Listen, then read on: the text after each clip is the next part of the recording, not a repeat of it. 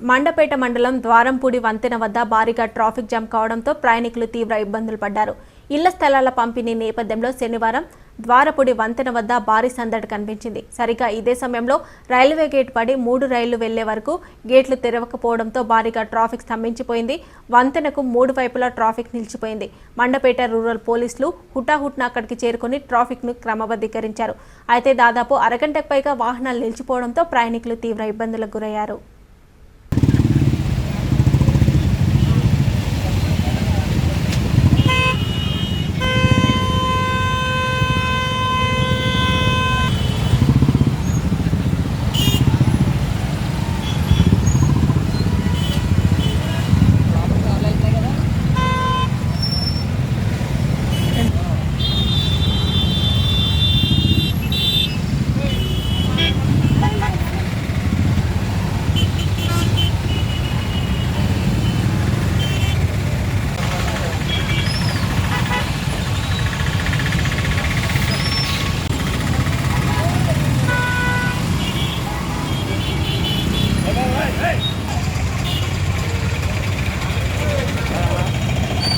పని వైపు ఆగిపోయింది.